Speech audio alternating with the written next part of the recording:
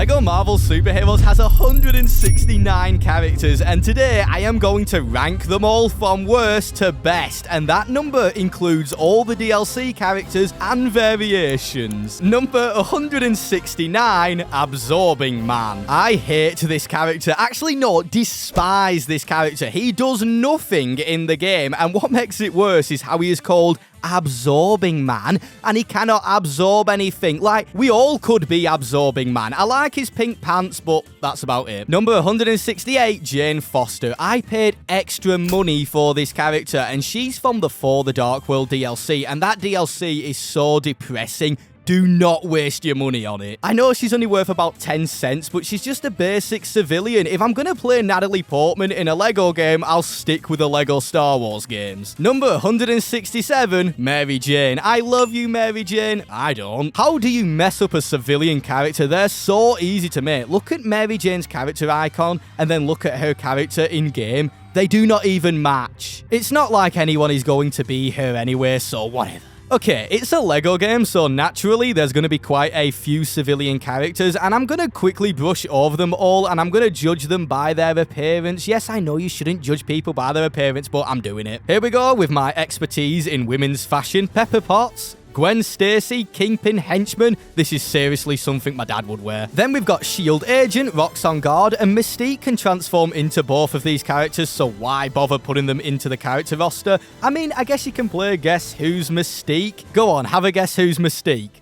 Yeah, it's both of them. Yep, I'm evil. Now, this is where the characters get a little bit more interesting. At 161, we've got Magneto Acolyte, and whenever I hear the word Acolyte, I get dark memories. As far as henchmen go, or, well, henchwoman, she is pretty good. She has an electrical beam, but so does nearly every other character in LEGO Marvel Superheroes, and I just do not get who in their right mind would think, ooh, let me be the Magneto Acolyte for electricity. As boring as this character is, they honestly could have done something a bit more interesting with the Magneto Acolyte, because you see so many different mutant henchmen in the game. They could have done it where every time you select the Magneto Acolyte, you get a different mutant with different mutant powers, but they stuck with this. Number 160, Union Jack. You know there is a problem when I do not like this character, and I'm British. It doesn't help that to unlock Union Jack, you have to beat the 1 million stud bonus level. All that pain and misery for this guy. And yeah, he does look kinda cool, but when you look at how he looks in the comics,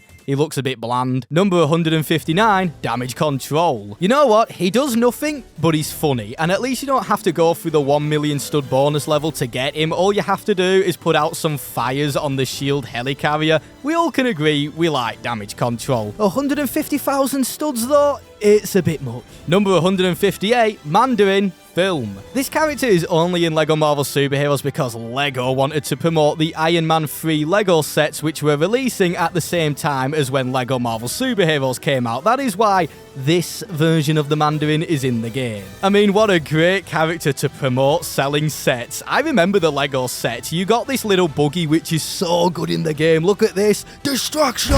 Now, you might not remember Iron Man 3, but this version of the Mandarin is just a guy pretending to be the Mandarin. Yeah, I don't blame you for forgetting Iron Man 3. I like it how he has Mandarin's fighting animations, but I don't understand why he cheers as his idle animation. What you cheering about? Number 157, Moon Knight. Whoa! Put your pitchforks away, let me explain. Moon Knight in this game is dreadful. Why did they give him the basic character animations, and when he throws his moon disc thingy, he cannot even throw it far enough to hit anything? Imagine being in trouble and this version of Moon Knight comes to save you and he misses. And I'm not talking a simple miss, I'm talking he misses by a few meters. He is the exact same as J. Jonah Jameson, who is next up at 156, and I prefer J. Jonah Jameson because he's funny. Parker! I'm gonna be honest, his quests in the open world get a little annoying after a while, especially if you save them all till the very end of the game. Number 155, Volstagg. Oh my, they were so lazy with all of the warrior characters in the For the Dark World DLC, and in all honesty, I don't blame them. The characters are a bit boring themselves, and I'm playing LEGO Marvel Superheroes. I want to be a superhero or a supervillain, not some boring warrior. If I'm going to be one of these characters, I'll play LEGO Lord of the Rings. Give me Boromir as someone interesting. So just like the civilian characters, all that changes is their appearances. So Volstagg is my least favorite. Then next up we have Hogan, Fandral, Sif, and surprisingly at 151, Gamora. I actually really like the design of Gamora and most of the Guardians in this game, but it's just a shame that a lot of the Guardians characters are just dreadful in this game, and we'll get on to a few more of them very, very soon. Heimdall is by far the best of the basic sword fighting characters, and isn't his entire thing in the movie to open up the Bifrost? And guess what he cannot do in this game? Open up the Bifrost. You do not want to open it anyway, because that Deadpool level is terrible in Asgard. It's so ugly, like, what's going on here? Number 149, Iron Man. Underwear. I expected Tony Stark to be in some black Calvin Klein top-of-the-range boxers, but you know what? This surprised me. Whenever I be this outfit, it always takes me back to 2013. I found it so hilarious as a kid. After Magneto destroys your armor, the game shoves you into the city in just your underwear, and you have to make it across to the other side of the city. It's a nice variation to have, and it was used to good effect in the game's story. That's why I really like it. And next up, we have Tony Stark, and he is the exact same. I put him above because you can actually see his facial expressions in his idle animation, and this is pretty dark for a LEGO game. He pretty much just has a heart attack. Well, arc attack. Number 147, Hydra Agent, and then we've got the AIM Agent. If you have a trigger finger, these characters are ridiculous. Like, look at this fire rate. This is when you're stood still though, but they still fire super quick on the move. Now you might be thinking, isn't the Punisher and the Winter Soldier the exact same as these two? And they are, but they have special moves which make them stand out, and they are better characters which people are actually going to play as. As far as henchmen go though, these two actually are pretty drippy. Is that what you say these days? Number 145, Doombot. He's got a ray gun, everyone loves a ray gun, and they even gave this character a custom reticle which is different to Doctor Doom's. I personally think they got him mixed up though. Like, why does his have electricity on the reticle and Doctor Doom's doesn't? Okay, that is it for all the civilian and henchmen style characters. We're now moving into what you could class as actual characters. At 144, we've got Black Cat. I have never really cared for this character apart from maybe in Spider-Man PS4, and in LEGO Marvel Superheroes, she's just so dull. She has this thing she swings around like Thor's hammer, which doesn't even target any enemies, and it's borderline useless. All it is a fancy grapple. And it gets worse, she cannot even dig. Now, next up is Viper, and she has a weapon in this game that no other character has, and it's a whip, very similar to LEGO Indiana Jones's whip. But I do not get why she only uses it on her first attack. What's she doing, teasing them or something? Like, after that, she puts it away, and she just goes back to the basic civilian fighting style. Who made that decision? And yeah, you can use the whip as a grapple. Number 142, Rocket Raccoon. Rocket Raccoon is terrible in this game. He cannot do technology. He cannot dig. The best thing about him is how they gave him his London accent from the comics, which I never understood. Like, raccoons are native to North America. Why has he got a London accent? You're alright, love. His design saves him, and I honestly think it is better than Rocket Raccoon's design in LEGO Marvel Superheroes 2, and I also like how his gun sends him backwards, a bit like Marty's gun in LEGO Pirates of the Caribbean. Number 141, Maria Hill. Unlocking Maria Hill in this game is a nightmare. Why is she so fast in that go-kart? You can tell she sweated Mario Kart, and I bet she says, oh, I don't play Mario Kart on my own. You do. I cannot get over how terrible Maria Hill's death were in the MCU. They did her dirty, and she's been around since pretty much the beginning. But LEGO Marvel Superheroes didn't. They actually gave her a useful ability with invisibility, very similar to Nick Fury, but the thing is, she isn't Nick Fury. Okay, that is the end of what I like to class as all of the F-tier characters. We are now moving into the D-tier characters, and kicking off the D-tier characters at number 140, we have Iron Man Heroic Age. This is the most ugliest LEGO Marvel character ever. Why would you pick this Iron Man variation? Not only does it look terrible, he doesn't have rockets nor a laser. It's one of those where you like it or you don't, and in certain lighting, he can look a little bit better, but there's better Iron Man variations. Why would you pick it? And before we move on to the next character, this video took me so long to make. A subscribe would mean the world to me. Thank you so much. Number 139, Malekith for the Dark World DLC. I hate how he is the final boss you fight in this game. You've got so many great boss battles in this game and you end on Malekith. This is a similar case to Mandarin Film. He is only here because they wanted to promote For the Dark World, which is one of the worst rated MCU films. Personally, I didn't mind it. I gotta give the guy some credit. I like his idle animation where he has the power of the sun in the palm of his hands, but that's about it. He can shoot fireballs and go invisible, and I honestly prefer the base games version over the DLC version because at least he has a distinct look. He kinda gives me Two-Face vibes from LEGO Batman the video game. Number 136, Mastermind. He mind controls people and does this. Number 135, Lady Liberty. Lady Liberty is definitely a funky character to have. I love how she stays still and then winks at you like the statue in-game. I'll call you later. I like it when LEGO games do these type of characters. They're nothing special, but they're more than just a basic civilian. The same applies for Herbie. He's got a really weird but lovable design, and he is the only brick-built character in this game. And when you look at all of the LEGO games, we actually haven't had that many brick-built characters. They should have made it though where his thrusters are actually underneath his feet when he moves. Number 133 is the hardest character to unlock in LEGO Marvel Superheroes. It's Aunt May. We have all selected to be Aunt May once in a while because she's one of those very rare few civilian characters which are fun to play as. Blowing up cars and slapping people to death with a handbag, what's not to love? You've been a naughty little bugger. You know what I want though in the next LEGO Marvel game? Can we get Ghost Uncle Ben? Number 132, Shocker. Shaka Khan. Shaka Khan, Shaka Khan. Oh, LEGO Marvel Superheroes messed this character up so badly, and TT Games rarely ever does that. Shocker's abilities in the Marvel comics are all about how he can generate shock blasts using electricity. So then, what are his abilities in-game? Well, nothing. He cannot generate electricity and he cannot even shock down a wall. And it's upsetting because he has some great particle effects for his beam and projectiles, and even when he jumps, which is a bit weird, and then they let him down with no abilities. If he had some, seriously, he would have been a lot higher. Anyway, next up at 131, Arnim Zola. What a weird looking character. A face in a stomach. What is he, an evil Teletubby? Arnim Zola is the definition of a face for radio. He sounds amazing, like seriously, listen to this beam.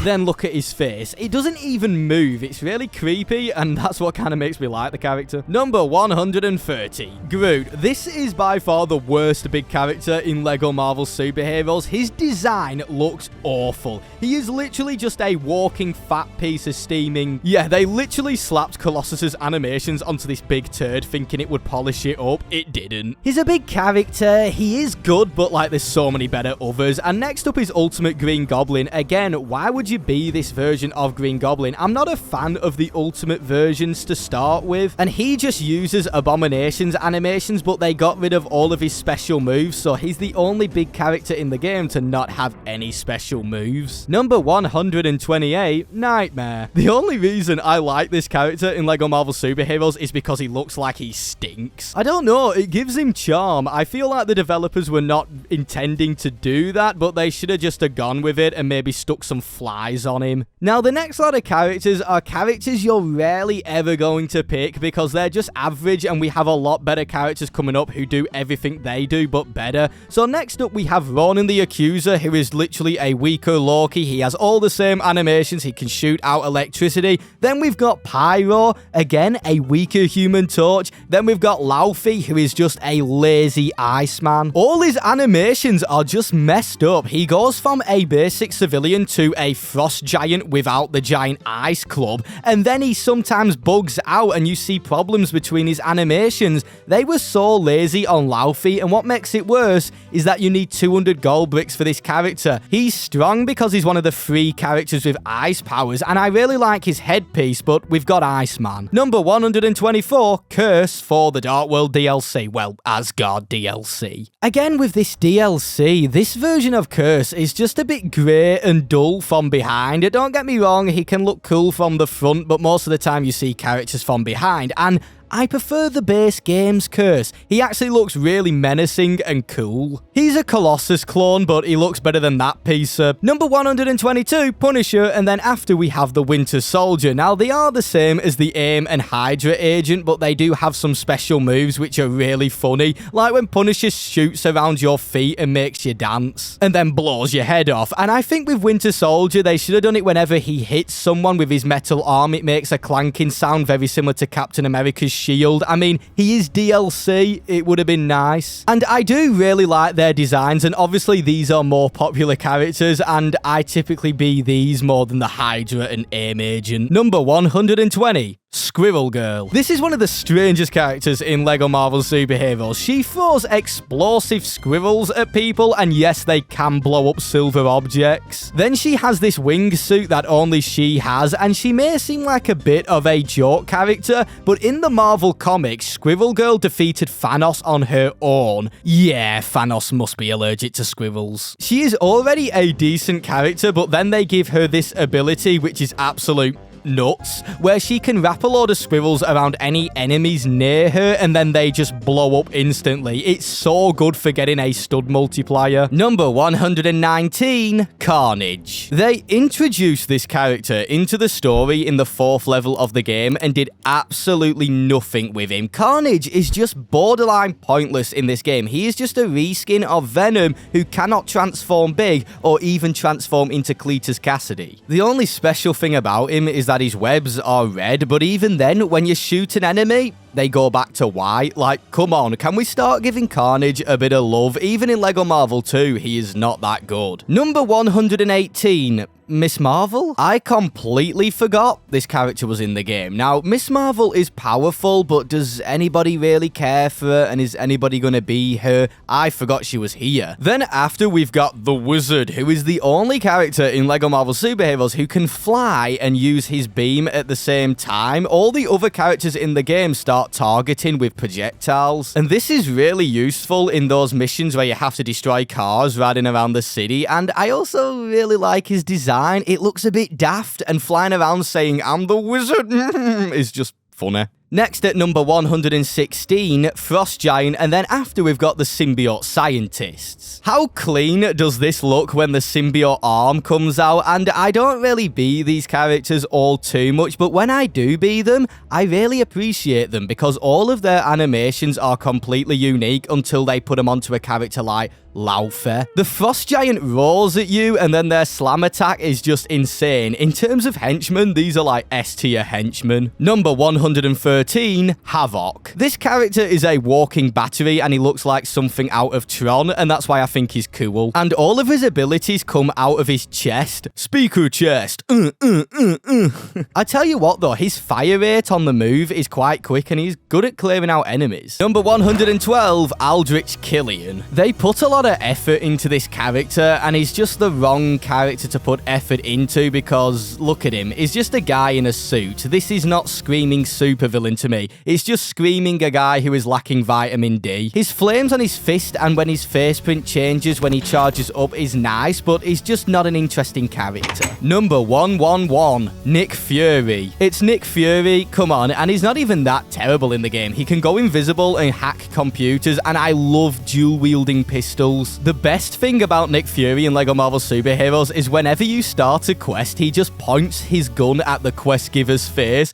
English, mother, do you speak it? After we've got Black Widow because she is the same as Nick Fury, but she's acrobatic and has some special moves where she turns into Palpatine. Unlimited power! Number 109, Agent Coulson. Now, I put him above Nick Fury and Black Widow, even though he is not as good as them in the game because of how distinct his weapon is. That rocket launcher is so much fun to use, and I love his animations when he just stands there. Okay, that is the end of all the D tier characters. We are now moving into the C tier characters, and coming in at the bottom of all of the C tier characters at 108, we have Kraven. This character has his own movie now. I have no idea what it's like as of recording this video. Kraven is okay in this game. It's a bit of a mashup of Sabretooth and Loki, but it really angers me how they kept Loki set to sound when he slams the floor, and he has the pointless grapple. He's okay because he is a mashup of multiple characters, but he's got nothing new that makes him stand out. Number 107, Taskmaster. The same applies here as Craven, but it works for Taskmaster better because obviously that's his entire thing. He's meant to copy people's movesets. And do you know what? Hats off to the guy. He even copies animations from different LEGO games. Look at his running animation, and then look at this one in LEGO Lord of the Rings. Number 106, Falcon.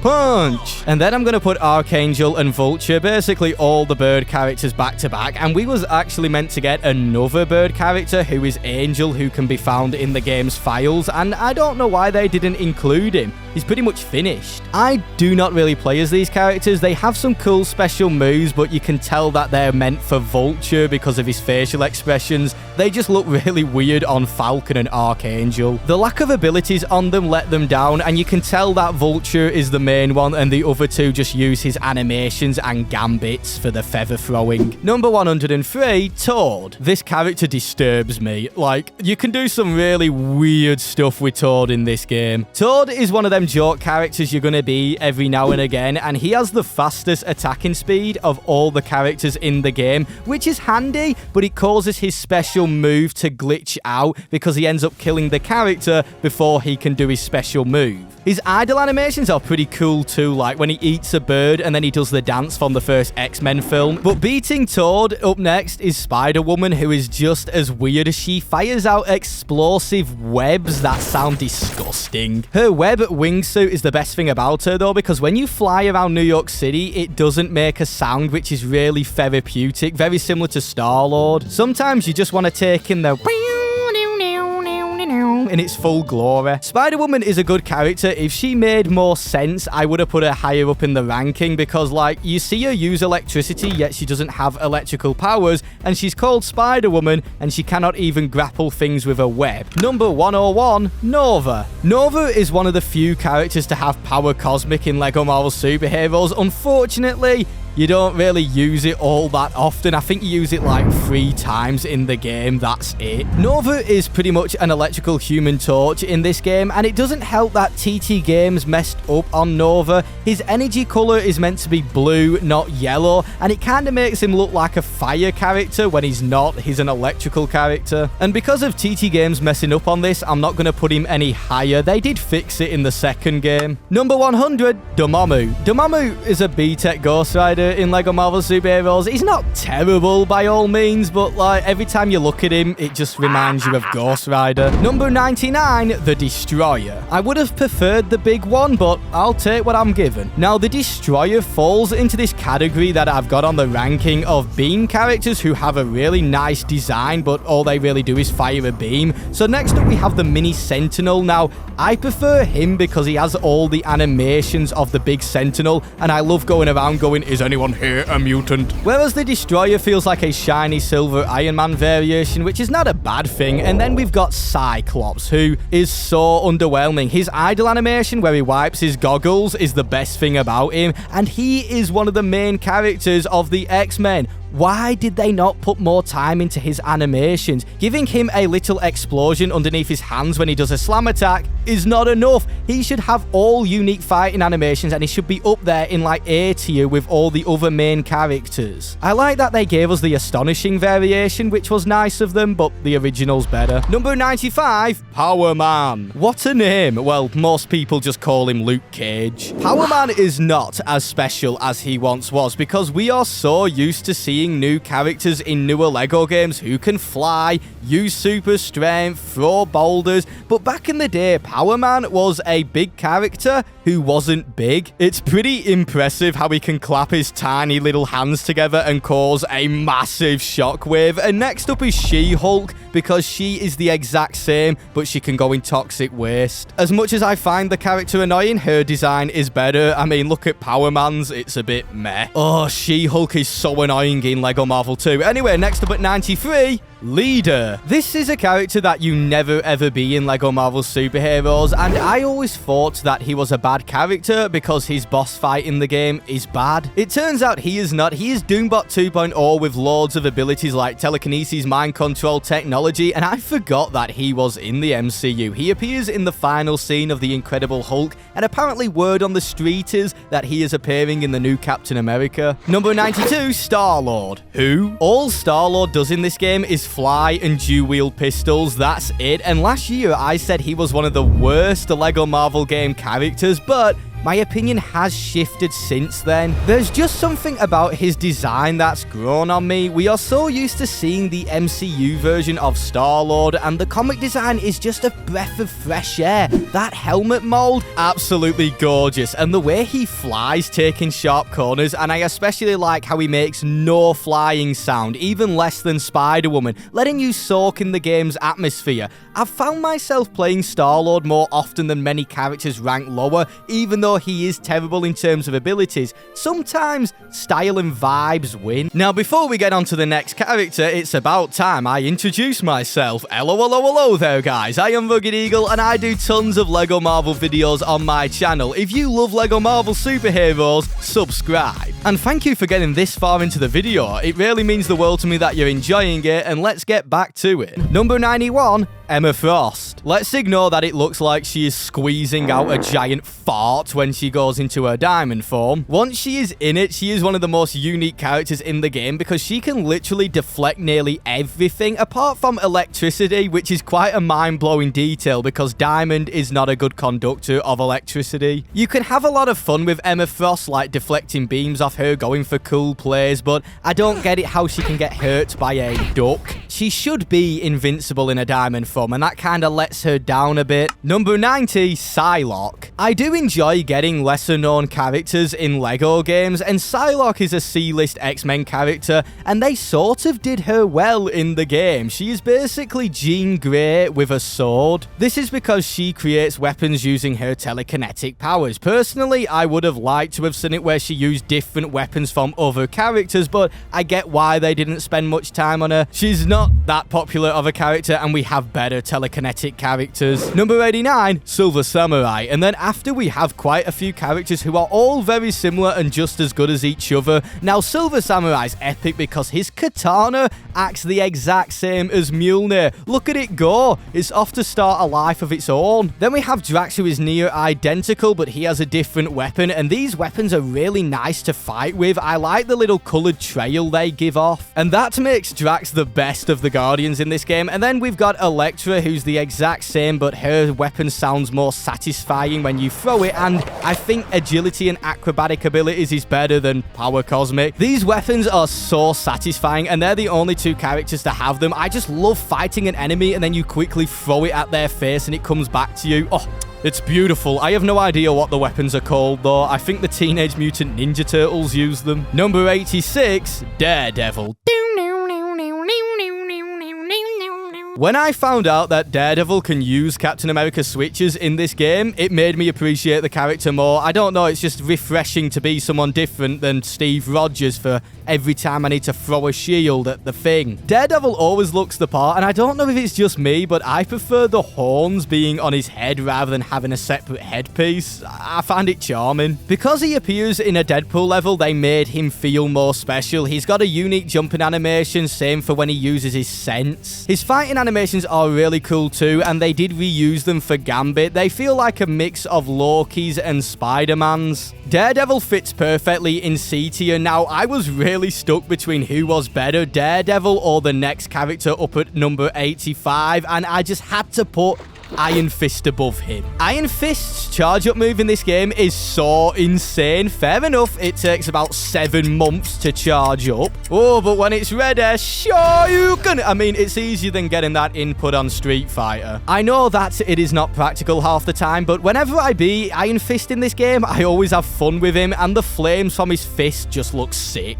Number 84, Batman. Seriously? That's why Black Panther is so high up. And even TT Games knew this. They literally made Black Panther jump in front of the moon in the end credits scene, so he looks like Batman. I thought it were for like a split second as a kid too. That were nasty of TT. Black Panther is very similar to Star-Lord, but he is better in terms of abilities. I just love the comic design so much, and I wish that they used this in LEGO Marvel 2. Same for the original Guardians. They just look so much better, and above him, I've decided to place Sabretooth because he has better animations. I like how he stays very, very still. Sabretooth, I know you're there. Oh, and then I've put Beast as the best of the 3 claw characters, all down to his idle animations. They are so good. Like, he sits down and has a cup of tea, and then he nearly turns into the Hulk on his other one. Oh, and his jump attack is awesome. I like how he bounces from their heads. And yes, all of the claw characters can repair cars in the game. Number 81, Blade. Blade in this game might just seem like a regular katana character, very similar to Silver Samurai, who can throw it like Mjolnir,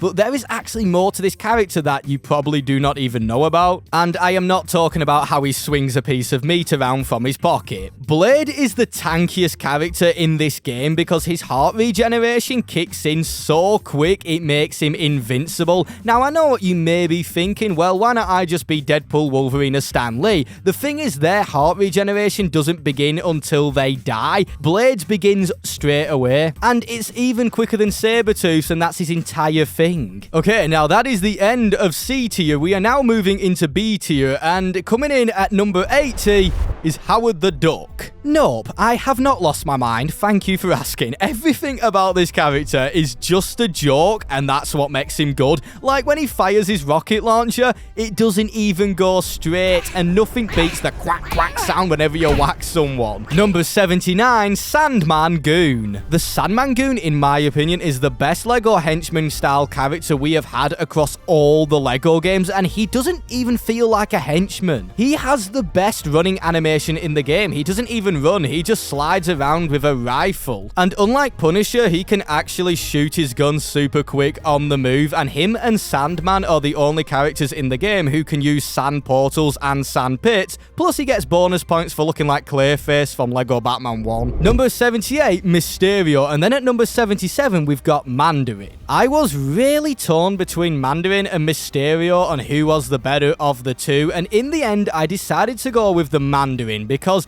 they are pretty similar, but Mandarin has totally unique fighting animations and idle animations where he starts to meditate, whereas Mysterio doesn't. So why was I torn between them? Well, Mysterio can actually teleport through vents, which Mandarin cannot, and I do not get that. We see Mandarin teleport in his boss fight, yet he cannot teleport through vents. Now, I don't know if TT Games did this deliberately, but it made me like the Mandarin that little bit more, is how they gave him 2 gigantic rings instead of 10. He's meant to have 10, he's got 2.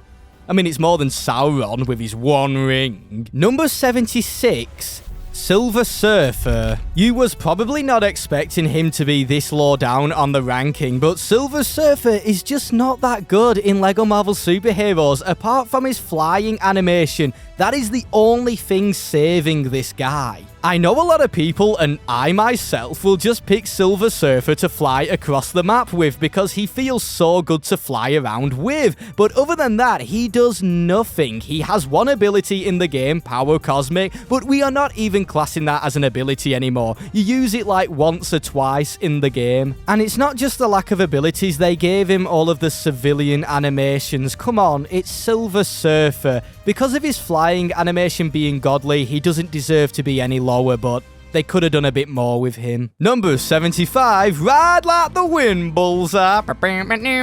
Bullseye is one of the best characters in the game for killing enemies. He literally throws 5 cards at once. Look how broken this is. Oh, I'm about to make a name for myself here. He is a killing machine, that's why he's good. And next up at number 74 is Black Bolt. This character looks very familiar. Black Bolt is so different to all the other characters in this game because his superpower is screaming in people's faces. I do admit it gets annoying whenever he shoots and you just hear whoa, whoa, whoa, whoa. It's so weird. There is nobody else quite like Black Bolt, and it's very rewarding, similar to Iron Fist when you pull off his super move and kill a load of enemies at once, and I like his wingsuit and particle effects. Number 73, Hawkeye. A lot of people sleep on Hawkeye in LEGO Marvel Superheroes. He can destroy metal and golden objects with his arrows, plus he has one of the highest damage outputs in the game when he fires multiple arrows, and his special moves are up there with the best. I love the one where it's literally the death scene of Boromir from LEGO Lord of the Rings. The DLC outfit for Hawkeye though, come on, it's better, innit? Number 71, Galactus. Everyone knows that Galactus is a giant disappointment. Well, not a giant disappointment, a small disappointment in this game because he cannot transform big. As much as it hurts, I'm sure you can agree with me here, Galactus is such a great character early on in the game, just after you beat the story, because he has flight and telekinesis, and you do use him a bit, and that's why I think he deserves to be here. Number 70, the Invisible Woman, Future Foundation. I am going to say it straight away, I am not a major fan on how they handled her invisibility in the game. I would rather her go invisible like Maria Hill than go invisible with a giant force field around her. Her original outfit is far superior to the Future Foundation one. I just do not like the Future Foundation appearances, I'm sorry. It probably sounds like I do not like the Invisible Woman. I do, because she plays very similar to Jean Grey, who is up next. The only difference between the two is that Jean Grey cannot go invisible, but she can glide, which is just so awesome. Look how cool this is. They're both solid characters because they can attack while blocking, and their force things they fire out are so much fun. I just love seeing enemies get flung to the other side of the city. And this is why Red Skull is next up at number 67. His gun has the most insane knockback ever. It's so easy to spam, and I love trolling my co-op partner with him. Then I can flex on him by doing push-ups in the middle of the street. Jean Grey is better for abilities, but we have Phoenix coming up, and Red Skull just stands out because he is very unique with his gun. That's why I put him above. Number 66, Rescue. This Iron Man variation is so clean, and I do not understand why people do not like this variation. I think it's because of the helmet design. I don't know why though, but it's hard to not like her pink repulsors and pink trail when she flies. She's got a lot going for her. Her beam comes out her chest. It's just a shame that they didn't give her rockets, and if they did, I would have put her up there with Iron Man. Oh, and they could have updated the special move. Number 65, Iron Man Mark 1. This Iron Man suit just has character. I have a soft spot for the flames over the repulsors. I'm going to admit it. I cannot say the same for the little hover mode that happens when you try to fly. Flying is better. Whenever you play as Iron Man Mark 1, you just get this feeling that you are unstoppable, especially when you unlock it in the 5th level of the game. And then there is the nostalgia that you get whenever you play as Iron Man Mark 1, and I never let nostalgia affect my rankings, but come on, it's what kicked off the MCU, plus bonus points because Tony Stark built it in a cave from a box of scraps. Number 64, Beetle. I'm glad this character was added to the game. He is another mashup character. He is a mixture of Iron Man Mark 42 and Wasp. And you can tell this a mile off because they didn't animate his dash ability. What is this? Billie Jean is not my love. And due to the Ultimate Spider-Man TV show being on air around the same time of LEGO Marvel Superheroes, they went with the Ultimate TV show version of Beetle, and I just hate the Ultimate variations. Same goes for Green Goblin and Dr. Octopus. They should have gone with the comic version where he is purple and green, so he doesn't just look like an Iron Man variation. He doesn't need any new animations. He works fine. They just should have gone with a better design, and that would have put him up a bit higher. Number 63, Doctor Strange. Why is he so whimsical in this game? Little stars pop out whenever he shoots. This is Disney Channel Doctor Strange. The comic look is just on full beam. Now take everything I said and liked about the Mandarin and give him a teleport and flight. That is Doctor Strange, and he does so much in this game, and what prevented him from climbing the ranks is that his beam is borderline useless, and it's so weird. It is the exact same as Dormammu, same animations, same sound effects. So can you please explain to me why Dormammu's can destroy golden objects and Doctor Strange's cannot? At least he's got his stars. Number 62, Electro, Ultimate. And then Electro, because we do not like Ultimate appearances. Credit where it's due though, it's probably the nicest of the Ultimate appearances. I always found it strange how Electro has a glider in this game, and that's because of the LEGO set with Electro Ultimate based off yet again the Ultimate Spider-Man TV show. He just looks so stiff when he shoots on it. They could have come up with a new animation. That glider design, it's dreadful, isn't it? That is all the negatives. Luckily, the positives outweigh them. He is Doctor Doom who can fly. Yes, he might not be flying with style, and my favorite thing about him is that his special move is the same as Joker's from LEGO Batman 2. So with all that said, it's only fitting that next up is Doctor Doom. Doctor Doom should have been a lot better in LEGO Marvel Superheroes. He should be up there with Stan Lee in terms of ability, abilities, and I blame LEGO Marvel for this. For so long, I thought Doctor Doom just had electrical powers when he can do so much more, and he is super powerful in the comics. Looking at what we got though, he is still good. His slam attack is the best in the game, there's no denying that. It literally blasts enemies so far away. Plus he has his own fighting animations and idle animations where he looks at himself in a mirror. They captured Doctor Doom perfectly with this. All that looks maxing's paying off for him. Number 60, Captain America, and then we've got classic Captain America. The classic outfit with the brighter colors honestly suits this game a lot more. They should have used this from the get-go. He's a main character. He's gonna be good. He can block nearly everything in the game apart from an ice beam. I'll see you in another 100 years, Cap. Ah, there goes another relationship. And we've got to talk about the sound design on this guy. Hitting an enemy with your shield sounds heavenly. Listen to this. Oh, they honestly couldn't have done him any better. For number 58, I did not do this because I'm British. I just think he's better.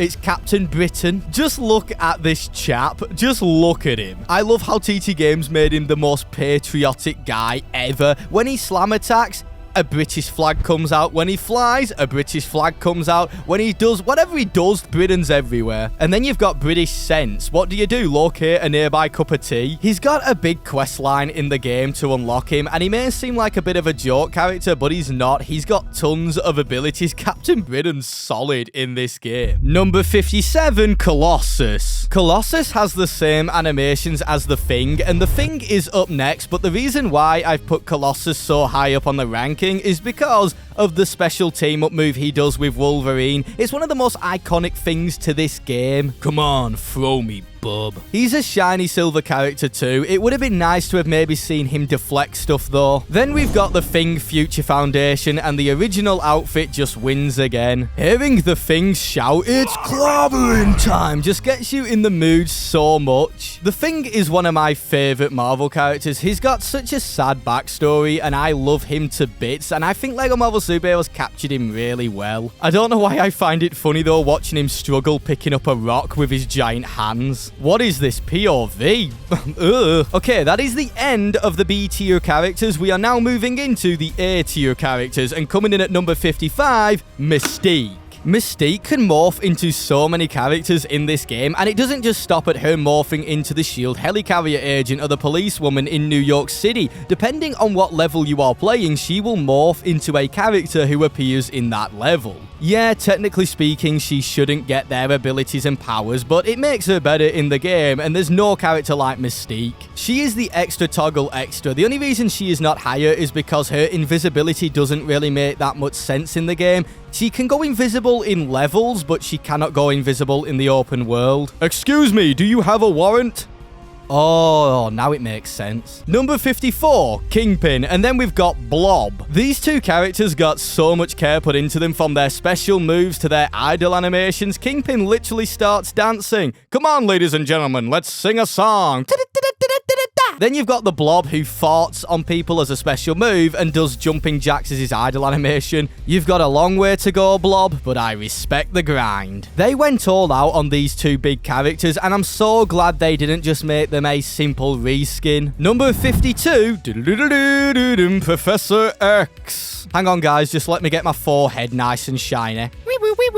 There we go. Professor X is not meant to be drifting around New York City in a decked-out mobility scooter giving people headaches, but TT Games let us do that. His days in the classroom are now over. The only drawback to him is that he cannot start quests or pull handles. Charles, you've got arms. What a character, and his design in this game is spot on, unlike the Professor X from the LEGO X Mansion set. Number 51, Wolverine, and then Wolverine cowl. I love the cowl so much, that's why I put it above, but I would prefer if the cowl was on the original outfit. Wolverine is not much different to the other Claw characters who are down in C tier. Obviously, the reason why he is so high up in A tier is because he cannot die, and his adamantium skeleton regeneration is one of the coolest things in the game. And you can do the fastball special. Number 49, Storm. We have had a few X-Men characters back to back, and they've all had so much care put into them, and then you've got Cyclops. Comment down below justice for Cyclops. Let's give him some love. If you want to get a load of studs in this game, use Storm, and then if you use her on top of Stark Tower using the money farming tactic, you are set. Now, Storm technically has two different sets of abilities. She's got her regular set where she can put out fires with her tornado and fire mini tornadoes, which sends enemies up into the air, and then she can charge up and become 4 without flight. She is technically 2 characters in one. That's what makes her good. Number 48, Doombot V-Series. This character is the most underrated big character across all the LEGO games. On the surface, he just looks like a reskin of the Hulk, but underneath, nah, I haven't laughed so hard at a special move in a LEGO game in ages. He literally picks up an enemy and beats the living daylights out of them. Oh, what a underrated character. Seriously, go and play him and then you'll see what all the fuss is about. Number 47, MODOK. As much as MODOK looks like a joke, he is meant to be a killing machine, and TT Games did a perfect balance. They didn't just go down the comedic route with MODOK. He is very powerful. His psionic beam is ridiculous. Same for his thruster attack on his chair, and then you've got all the little comedic things like when he falls off his chair. I am shocked he can even stand up with that Funko Pop looking head. Yeah, they couldn't have done MODOK any better. Number 46, Wasp. Wasp is this high up because you can easily get out the map with her. You literally just go mini, fly, and then equip mini characters, and boom, you are under the map. And until you get 200 gold bricks and unlock mini characters, Wasp is one of the only few characters who can go tiny and do tiny puzzles. And she can fly, but she doesn't beat Ant-Man, who is up next. Now, you might be wondering, well, Wasp does everything Ant-Man does, but she can fly, so isn't she better? Well, Ant-Man's better because he has this ability. He can make everyone around him dance and then explode. Plus, he can jump inside of their mouths and tear them apart from the inside. Yes, that's how dark Ant-Man is in this game. He's a maniac. And he looks so innocent. Number 44, Whiplash. Not quite my tempo. There were no need for them to go so hard on Whiplash in LEGO Marvel Superheroes. His weapon is just next level. And I only discovered quite recently you can use it as a grapple, plus it can double grapple. I know this should kind of affect his spot on the ranking, but it kind of benefits him for me. It's funny when he hops in certain vehicles and his whips just get a mind of their own. Like, why do they go so stiff? Have they spotted something that's a bit more higher voltage? Now, Whiplash cannot go any higher because next up is the God of Thunder at number 43, and that's the classic version because 4 without a beard just looks cursed. And then we've got 4 and Beta Ray Bill. Oh, Beta Ray Bill is so much more cooler. He beat 4 in the comics and Odin rewarded him with Stormbreaker. He is a cyborg alien horse. Now, in this game, he does everything 4 does, and because 4 is a main character, you know he's gonna be good. They hit the nail on the head with 4, from swinging around Mjolnir, the sound design, flying around with Mjolnir, throwing it at the train, not watching it come back. Please, Mjolnir, return. And his charge-up move is nearly as iconic as transforming into the Hulk. And talking about the Hulk, next up at number 40 is Rick Jones. Who knows why they decided to make Rick Jones a separate character? They didn't do this with Bruce Banner. Now, Rick Jones can transform into A-Bomb, who is just a Hulk variation. So I've decided to put him here alongside Rick Jones because they're 2 separate characters. And then we have Abomination. He's got a special move where he can kick people with a teddy bear. The only thing that he lacks is a transformation, so I've put him below the next character, who is the Hulk. The Hulk was the first ever big playable character in a LEGO game. He gets bonus points for that. That transformation is just embedded into our brains. It is such a big part of all of our childhoods. And even taking off my rose-tinted glasses, TT Games knew they couldn't mess this character up, and they just didn't. You can boot your enemies, puny god them. This is just the best. I will always remember that a trophy, puny god, when you do it on Loki. But oh my, did it take so long to get? Come on, Hulk. Just smash him about. Do the puny god. And it's only fitting that at number 36, we have Red Hulk. Painting the Hulk red and giving him a fresh trim was the coolest thing I ever saw as a kid. I am not even joking. Everybody remembers running into Red Hulk for the first time in the open world. He's got more style than the Hulk, and you can transform into Han Solo. Number 35, Thanos. Thanos is the only DLC character in this game who does not reuse anyone's animations. His Hulk clap in this game doesn't even have a charge up. You tap the button and he just fires it straight away, and it's so broken. Over the years, I have really come to appreciate Thanos in this game. Obviously, this is the comic version because Thanos was not in the MCU at the time, and I think TT Games knew that he would be arriving into the MCU, and that's why they gave him so much care. Number 34, Hulkbuster. To me, the brick-built Hulkbuster is miles better to the big character Hulkbuster, but for the time of 2013, I understand why they went with this. Now, the Hulkbuster is Doombot V-Series with rockets, repulsors, and a hover mode. And is it just me, but as a kid, I always tried to melt the golden thing on his back. Because you do it in the level, I thought it would have a secret animation or something. I was so dumb. Number 33, Dr. Octopus Ultimate. Make it go away, please. Oh, that's better. Oh, them ultimate variations. They have to be here because Dr. Octopus is here. It's a variation. Dr. Octopus can hit people from across the map in this game. You can have so much fun with him. I do not know what his obsession is with slapping every enemy he faces, though. Doc, that's not going to get you the power of the sun in the palm of your hands. It's just getting sun lotion on him. They did him a lot better in this game than the second one. I love how he's got the agility of a regular character, but at the same time, he feels like a big character. Number 31, Ghost Rider. From the chains, to the flames, to the bite, to the laughing. I just realized what that sounded like. I am Ghost Rider, everybody knows. There is no better feeling than pairing Ghost Rider with his motorcycle in this game, and I know I'm just focusing on characters here, but they have to go together. Now, Ghost Rider is like Whiplash, and I do kind of wish they made it where he runs around with the chains out all the time, similar to Whiplash, and if that was the case, I would have put him even higher up.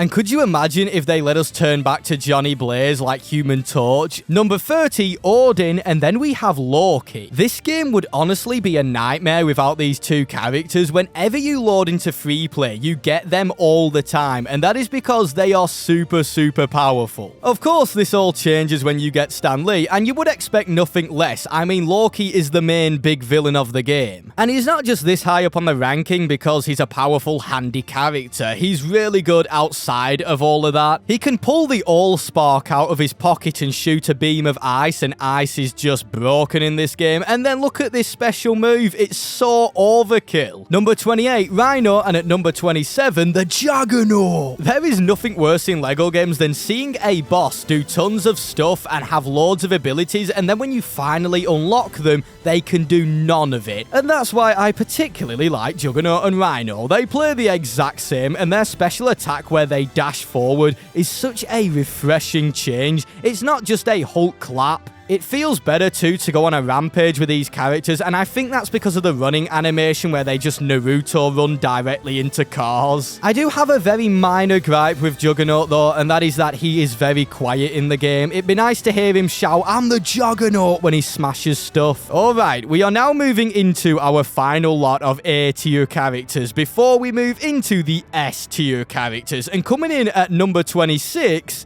is Spider-Man Future Foundation. I'm going to go in order of how much I like the Spider-Man appearances, and then I'm going to talk about Spider-Man. So next we have Symbiote Spider-Man, then Superior Spider-Man, and finally Spider-Man. TT Games was so used to creating characters all on a similar scale with lightsabers, blasters, swords. We did get Superman in LEGO Batman too, but then came along LEGO Marvel Superheroes, where they had to make big characters do web-slinging animations for Spider-Man. And that is not an easy task. Spider-Man is one of the hardest characters to get right, and I know a lot of people give LEGO Marvel Superheroes stick for how they did the web-slinging, just letting it attach to the sky. Come on, it's a LEGO game. They're not going to spend thousands of hours perfecting it when they've got so many characters to get right. Well, they got a few of them right, as we have discussed, and they went above and beyond with Spider-Man in this game, even letting us transform back into Peter Parker with a really sweet cocoon transformation. And that is why I think the original outfit's the best, because you can go back into Peter Parker. You can do it with the Future Foundation one, but then you end up back in the regular outfit if you transform come back. It's weird. I would have put Spider-Man into S tier if it wasn't for how slow the web slinging is in this game. Thankfully, they made it quicker in LEGO Marvel Superheroes 2. It is 16 times slower than a flying character. Okay, here we go. We are now into the S tier characters, and coming in at number 22 is Mr. Fantastic. Again, the original outfit is better. Mr. Fantastic is easily an S tier character in LEGO Marvel Superheroes. He is the only character who can do Mr. Fantastic panels. Yes, even Stan Lee cannot. Oh, and that's another reason why his original outfit is better than the Future Foundation one. When you do these panels in the Future Foundation outfit, it puts you back in the original. The way they animated him, it's so creepy sometimes, but it adds to the weirdness of Mr. Fantastic. And he can turn into a teacup.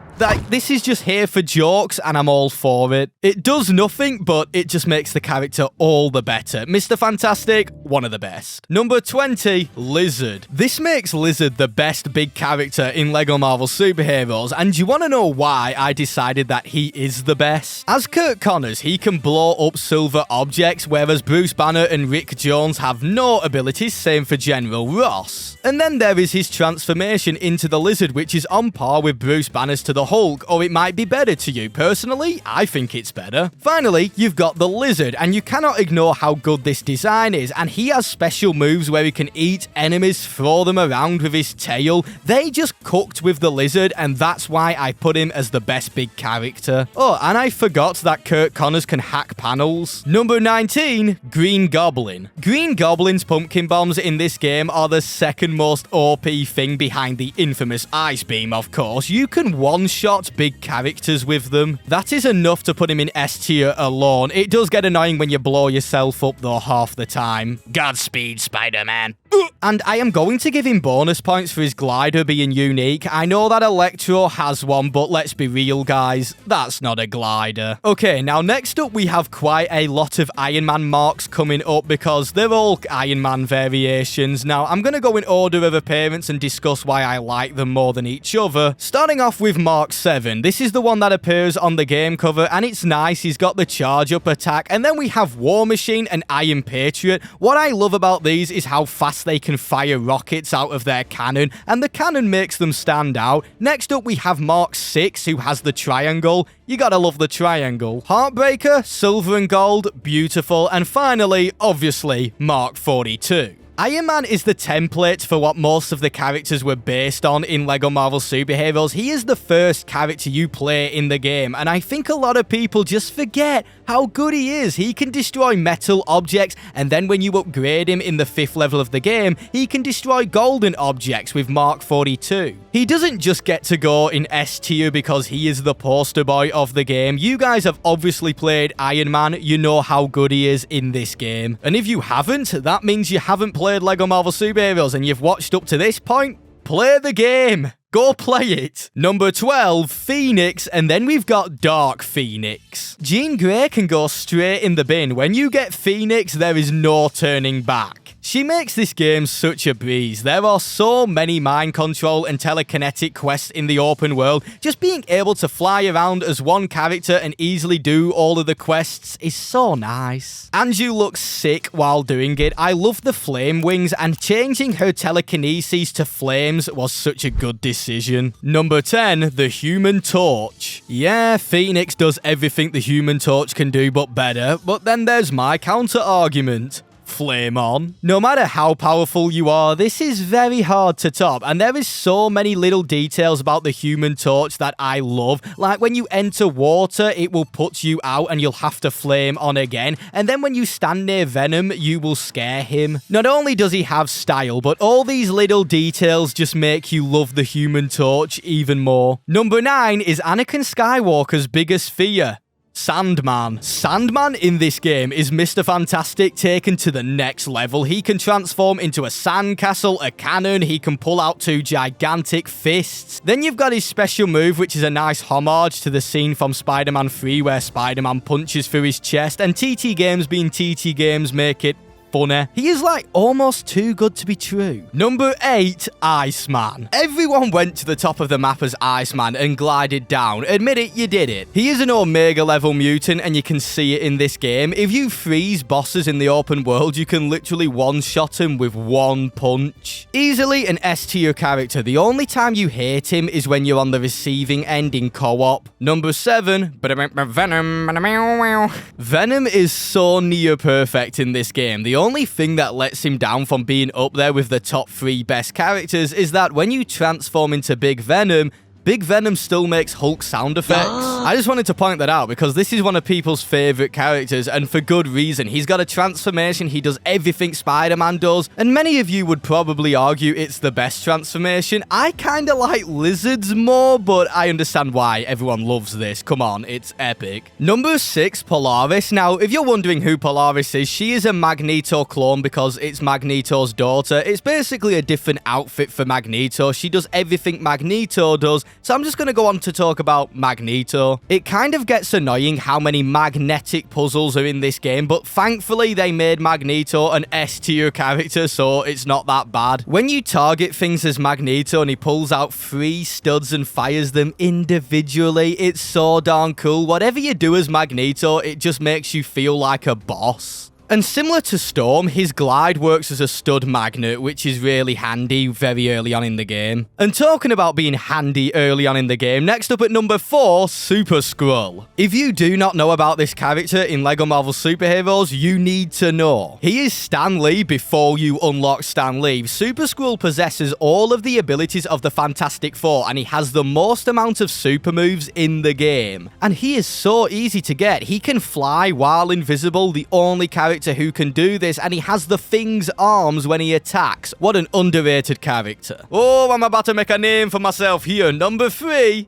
Gambit. Can you believe that they were nearly not gonna add this character into LEGO Marvel Superheroes? The only reason Gambit is in the game is due to a fan's request. Thank you to that fan, because this character is so overpowered. He slams the floor, everyone dies. His design to the card throwing, you cannot get much more cooler than Gambit. Number 2, Deadpool. It's only fitting that Deadpool belongs here. He made this game what it is. Seeing Deadpool appear in all of the levels, playing all of the Deadpool levels, they really built the hype up for Deadpool, and they delivered. He breaks the 4th wall in the game, and you know that he is such a good character when he has barely any abilities and everyone chooses to play as him because he's just too much fun. But then there is number 1, who is too much fun and too insane. What a powerful character. It's Stan Lee at number 1. How many times did we have to save Stan Lee in this game? He has nearly every ability under the sun, yet he cannot escape the easiest scenarios. Looking at it today, this is the perfect tribute